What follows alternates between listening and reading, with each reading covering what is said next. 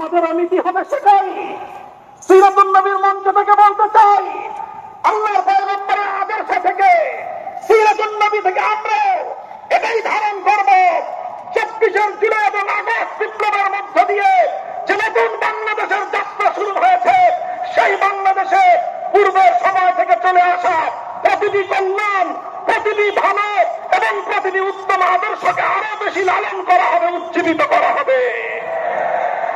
নারে তাকবীর, নারে তাকবীর, দুনিয়ার মুসলিম, নারে তাকবীর। শুধু পূর্ব থেকে চলে আসা ভালো আর উত্তম আদর্শগুলোকে উজ্জীবিত করলেই চলবে না, পূর্ব থেকে চলে আসা সকল বর্বর, অন্যায়, জুলুমের নীতিগুলোকে উদ্ধার করতে হবে? বলেন, কথা ঠিক না বেঠিক? আমরা আমাদের অবস্থান জাতির সামনে পরিষ্কার ঘোষণা করছি, প্রতিটি ভালোর সঙ্গে আমরা আছি, প্রতিটি মন্দের উৎখাতের যুদ্ধে আমরা প্রথম সারিতে আছি। বলবেন হুজুর, পূর্ব থেকে ভালো কি কি চলে আসছে, সংক্ষিপ্ত চার্ট উল্লেখ করে দেই। পূর্ব থেকে চলে আসছে ভালো। 1905 সালে এই পূর্ববঙ্গের মুসলমানদের ইসলামী চেতনা, মুসলিম জাতিসত্তার উত্থান এবং উন্নয়নের জন্য এই পশ্চিমবঙ্গের আধিপত্য খর্ব করে, দাদা বাবুদের আধিপত্য, তাদের প্রভুত্বকে খর্ব করে মুসলমানরা যেন তাদের পায়ের উপর দাঁড়িয়ে নিজেরা স্বাধীন জাতিসত্তা গঠন করতে পারে, সেই জন্য 1905 সালে বঙ্গভঙ্গ করা হয়েছিল। আমরা সেই বঙ্গভঙ্গের চেতনাকে সামনের দিনে অব্যাহত রাখতে চাই। আমরা বলতে চাই, আমার সোনা বাংলাদেশ আর কোনদিন দাদা বাবুদের গোলামে পরিণত হবে না।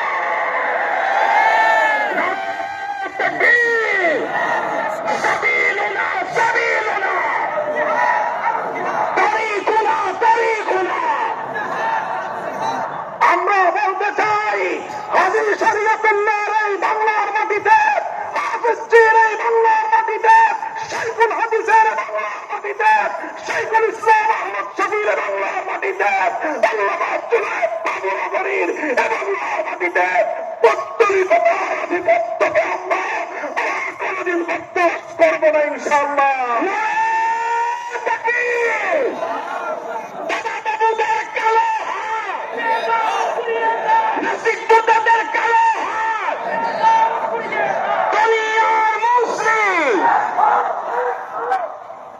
এটা হলো 1905 সালে যে কল্যাণের ধারার সূচনা হয়েছিল।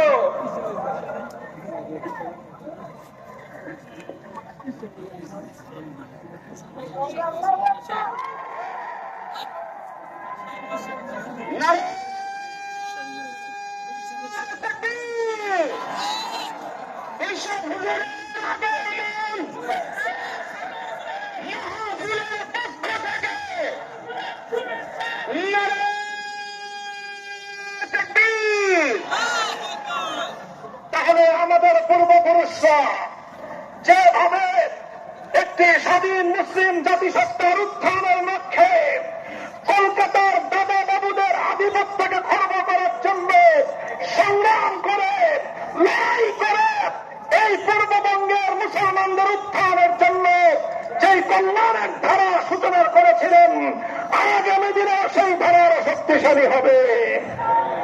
তাই বাংলার মুসলমানেরা বঙ্গভঙ্গ রোধ করার জন্য সাম্প্রদায়িক অপশক্তির মূল হঠাৎ রবীন্দ্রনাথ ঠাকুরদের মতো সাম্প্রদায়িক এই সকল অপশক্তির কোন কীর্তন বাংলাদেশের মানুষ ভালো চোখে দেখবে না।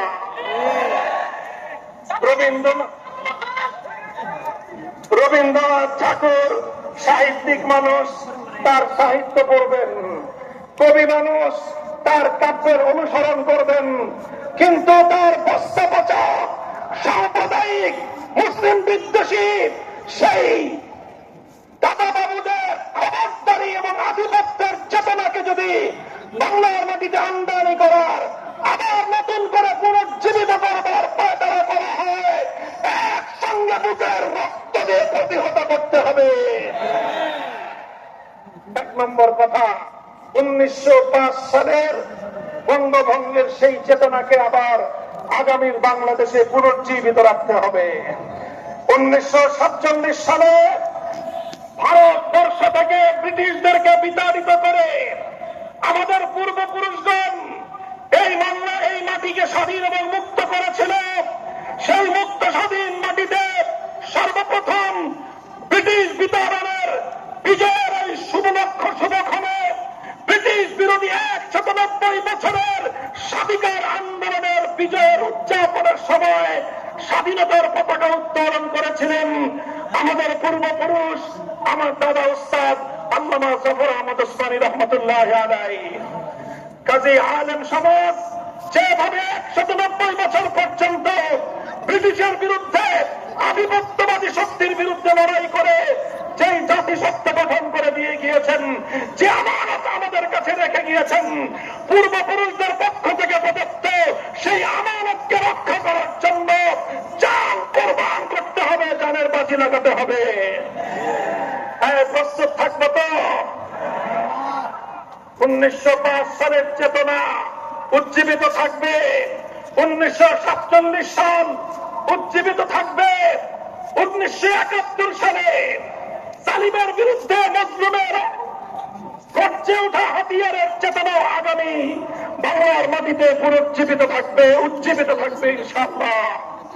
71-এর চেতনা জালিমের বিরুদ্ধে মজলুমের লড়াই, 71-এর চেতনা বৈষম্যের বিরুদ্ধে লড়াই, 71-এর চেতনা সমস্ত আম্বিয়া কেরামের আগমনের যে মৌলিক চেতনা ছিল, সেটা হলো দুনিয়া থেকে সকল জুলুম এবং বেইনসাফি, সকল বৈষম্যকে উৎখাত করে ইনসাফ কায়েম করা, সেটাই ছিল 71-এর চেতনা। কাজে আগামীর বাংলাদেশ বিনির্মাণে অন্যতম মৌলিক বুনিয়াদ হবে 71-এর চেতনা। তবে 71-এর পরে নতুন গজিয়ে ওঠার এক চেতনার নাম 72-এর চেতনা। এই 72-এর চেতনার অর্থ হল 7 কোটি বাঙালি মানুষের লড়াই এবং মুক্তি সংগ্রামের মধ্য দিয়ে শত সহস্র শহীদের বুকের রক্ত দিয়ে অর্জিত 9 মাসের মহান মুক্তির সংগ্রামকে ভারতীয় দাদাবাবুদের চরম তলে বলি দেওয়ার চেতনার নাম 72-এর চেতনা। লম্বা ইতিহাস বলবো না, সেই 72-এর চেতনাকেই প্রতিনিধিত্ব করে 72-এর সংবিধান, যে সংবিধানের মাধ্যমে মুক্তিযুদ্ধকে হত্যা করা হয়েছে, যে সংবিধানের মাধ্যমে বাংলাদেশের স্বাধীনতাকে ভারতের চরম তলে বলি দেওয়া হয়েছে। আগামীর বাংলাদেশ 72-এর চেতনার মাধ্যমে 71-এর চেতনাকে হত্যা করার ষড়যন্ত্রকে প্রতিহত করবে ইনশাআল্লাহ। সুতরাং 72-এর ভারতীয় আধিপত্যবাদের চেতনা বাংলাদেশে আর চলতে দেওয়া যাবে না। কথা পরিষ্কার? এরপরে সর্বশেষ 2013 সাল থেকে 2024 সাল এক সুবিশাল এক যুগের সংগ্রাম, যে সংগ্রামের সূচনার ডাক দিয়েছিলেন আল্লামা আহমদ শফী, যে সংগ্রামের মঞ্চে শাহাদাতের মঞ্চ প্রস্তুত করেছিলেন আল্লামা জুনায়েদ বাবুনগরী, সেই ছাত্র চত্বরের 2013 সালের 5ই মের চেতনায় 2024 সালের 5ই আগস্ট গণভবন থেকে ফ্যাসিবাদের বিতরণের মধ্য দিয়ে বিজয় অর্জন করেছে। সুতরাং 24-এর চেতনায় ফ্যাসিবাদ বিরোধী আন্দোলন এবং সংগ্রামের চেতনা থেকে যারা হেফাজতের শাহাদাতের রক্তের দাগ মুছে ফেলতে চায়, যারা আল্লাহ পয়গম্বরের সত্যিকার আশিক নবী উম্মতের রক্তের দাগ মুছে ফেলতে হয়, তাদের ইতিহাস বাংলার মাটি থেকে মুছে ফেলতে হবে, মুছে ফেলতে হবে।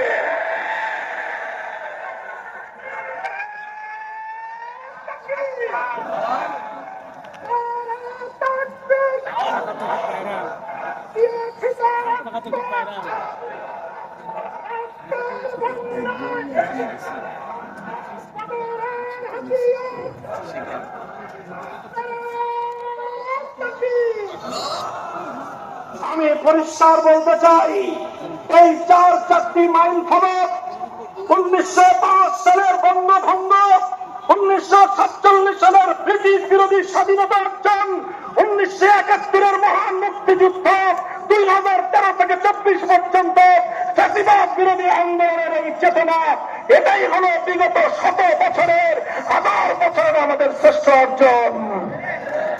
এই অর্জনকে যদি কেউ নেগলেক্ট করতে চায়, ওর জিব্বা টিনে ছেড়ে ফেলে দিতে পারবেন আপনারা। কেউ যদি এই চারটি চেতনার যে কোনো একটার বিরুদ্ধে বাংলার মাটিতে কথা বলবার দুঃসাহস দেখায়, আপনারা ওর বিরুদ্ধে অবস্থান করে প্রতিহত করবার ঘোষণা দেবেন। নাম উল্লেখ করলাম না, অনেকে অনেক নামে আখ্যায়িত করে। আমি শুধু বলতে চাই, ফজলুর রহমান সাহেব মনে রাখবেন, আমরা ভারতীয় হিসেবে থাকি না। রক্ত দিয়ে কেন, নিজের বাপের রক্ত দিয়ে কেন মাটিতে বসবাস করি আমরা। এখানে আমরা অনেক রক্ত দিয়ে 1905 সালে বঙ্গভঙ্গ করেছিলাম, অনেক রক্ত দিয়ে ব্রিটিশদেরকে বিতাড়িত করেছিলাম, অনেক রক্ত দিয়ে 71-এর মুক্তিযুদ্ধের মঞ্চ প্রস্তুত করেছিলাম, রক্ত দিয়েছি স্বপ্ন চত্বরে, রক্ত দিয়েছি জুলাই বিপ্লবে। সুতরাং আমার রক্তের সঙ্গে যদি কেউ গাদ্দারি করতে চায়, তার জিনিস আমি টেনে ছেড়ে ফেলবো।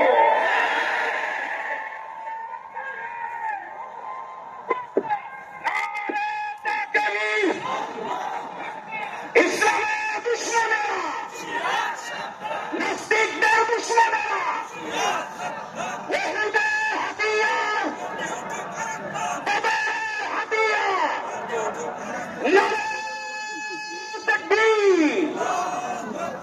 আমি সিরাতুন নবীর যে সুমহান আদর্শের আলোচনার সূচনাতে করেছি, আল্লাহর পয়গম্বরের সিরাতের সে মৌলিক দুটি নীতিমালাকে আঁকড়ে ধরতে হবে, এটাকে কঠিন ভাবে বাস্তবায়ন করতে হবে, অত্যন্ত আন্তরিকতা এবং কঠোর ভাবে অনুশীলনের মাধ্যমে অতীতের ভালো বিষয়গুলোকে, ভালো চেতনাগুলোকে জাতির মধ্যে প্রতিষ্ঠিত করে এই জাতিকে বিভ্রান্ত করবার জন্য গড়ে ওঠা হাজার চেতনা থেকে জাতিকে মুক্ত করতে হবে ইনশাআল্লাহ।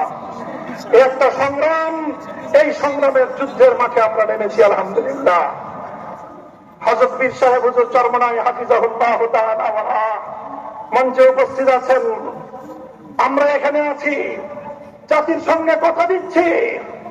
আমি আবারও বলি, আমাদের মুফতি ইমাদউদ্দিন সাহেব স্লোগান তুলেছেন, সে কথার আমি আবার প্রতিধ্বনি করছি। আমাদের কাছে রাজনৈতিক কোন ক্ষমতার পদ পদবীর প্রয়োজন নাই। আমরা জাতির মুক্তি চাই, আমরা আমাদের পূর্বপুরুষদের রক্তের ঋণ শোধ করতে চাই। তারা রক্ত দিয়ে যে জাতি গঠন করতে চেয়েছিলেন, আমরা সেই জাতির ভবিষ্যৎ দেখতে চাই। আমরা ৭২-এর চেতনা বাংলার মাটিতে দেখতে চাই না। আবার আমার স্বাধীন বাংলার মাটিকে বিদেশি প্রভুদের পায়ের নিচে বন্ধক দেখতে চাই না। কাজেই সেটা করবার জন্য আরে নির্বাচন অনেক পরের কাহিনী। কিসের নির্বাচন? 2013 সালের শাপলা চত্বরের শহীদদের রক্তের প্রথম এই রক্তকে স্বীকার করতে হবে বাংলার মাটিকে। 24-এর সহস্রাধিক জুলাই যোদ্ধাদের রক্ত যে জন্ম গিয়েছিল, সেই আধিপত্যবাদের উৎখাত নিশ্চিত করতে হবে। জুলাই সমাজ বাংলার মাটিতে কার্যকর করতে হবে। ৭২-এর সংবিধান বাংলার মাটিতে চলবে না, চলতে দেওয়া হবে না, চলতে দেওয়া হবে না।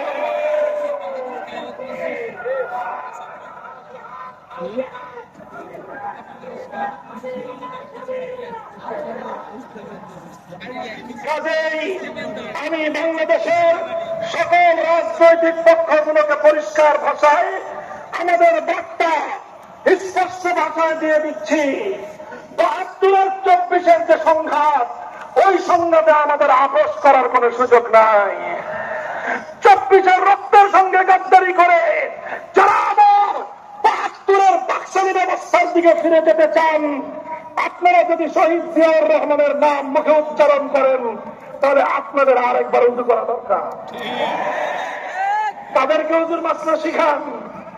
নিজের পূর্বপুরুষদের, নিজের দলের পূর্বপুরুষদের আদর্শ থেকে আপনারা বিচ্ছিত হয়ে এই জাতিকে, জাতির সঙ্গে ধোঁকাবাজি করবার রাজনীতি বাংলার মানুষ সহ্য করবে না। এছাড়া আসেন, আমরা অন্য কোনো কিছু নিয়ে আপনাদের সঙ্গে টানা হেঁচড়া হবে না, কিন্তু 24-এর বিপ্লবের পরবর্তী বাংলাদেশে 72-এর সেই বাকশালী ব্যবস্থা বাস্তবায়ন করতে গেলে আমাদের বুকের উপর দিয়ে, আমাদের লাশের উপর দিয়ে করতে হবে। আমরা জীবন দেব, রক্ত দেব, রক্তের সাগর বইবে, কিন্তু 24-এর বিপ্লব ব্যর্থ হতে দেব না ইনশাআল্লাহ। বাংলাদেশে আর সেই সকল স্বৈরাচারীদের ভাস্কর্য নামক মূর্তি স্থাপন হতে দেওয়া হবে না। সেই সঙ্গে এটাও বলে দেই, জুলাই যোদ্ধাদের নামে অথবা আমাদের মহান শহীদদের জন্য রাষ্ট্রীয় ব্যবস্থাপনায়, রাষ্ট্রীয় স্থাপনায় ভাস্কর্য নির্মাণ করবার বিপজ্জনক খেলা কেউ খেলবার চেষ্টা করবেন না। মনে রাখবেন, যদি আমাদের প্রাণ প্রিয় কলিজার টুকরা শহীদ আবু সাঈদ অথবা মুগ্ধদের যদি কেউ ভাস্কর্য নির্মাণ করতে চান, সেই ভাস্কর্যের সঙ্গে আমাদের সেই আচরণই হবে শেখ মুজিবুর রহমান সাহেবের ভাস্কর্যের সঙ্গে যে আচরণ করেছিলাম। অথবা কেউ যদি শহীদ প্রেসিডেন্ট জিয়াউর রহমানের নামে কোন ভাস্কর্য রাষ্ট্রীয় স্থাপনায় বসাতে চান, সে ভাস্কর্য জীবন দিয়ে প্রতিহত করবো, ব্যাংকে ঘুরিয়ে দেব।